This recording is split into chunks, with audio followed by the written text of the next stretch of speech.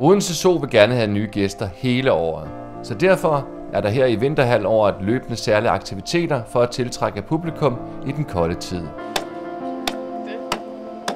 Det er gået rigtig godt, og der har været rigtig mange mennesker, der har været rigtig interesseret i at se det. Det, der er meget fascinerende med sådan en løvekranje her, det er, at alle redskaberne sidder sådan set i munden. Når I spiser derhjemme, så bruger I jo bestik til at skære jeres mad i stykker. Alle redskaber sidder inde i munden på sådan en her. For eksempel kunne man i weekenden den 24. og 25. januar blandt andet opleve dyr på Vrangen, da der blev slagtet og dissekerede tapirer og løver.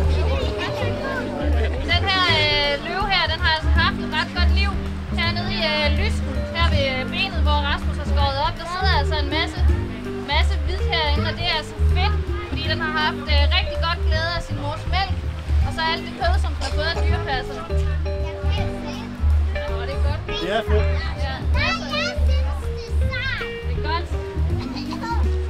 Vi er glade for at kunne vise, hvor fantastisk dyrene de ser ud indeni, at det ikke kun er overfladen, man skal se på. Man skal altså også se på, hvor fantastisk dyrene har tilpasset sig lige præcis det liv, de lever indeni, og hvor vi slet ikke kan konkurrere med dem. For eksempel med strubehovedet her i løven, som vi fik til at brøle, som var helt fantastisk, som er meget specielt for de her store katte. Kan I se det?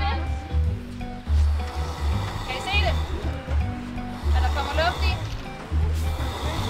Og jeg kan faktisk også høre det en lille smule, at det brummer hernede i.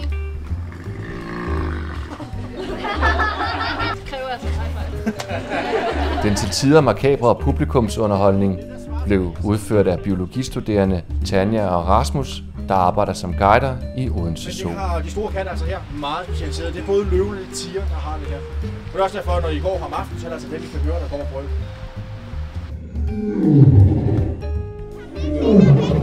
Er der nogen, der mangler nogle julegirlander derhjemme?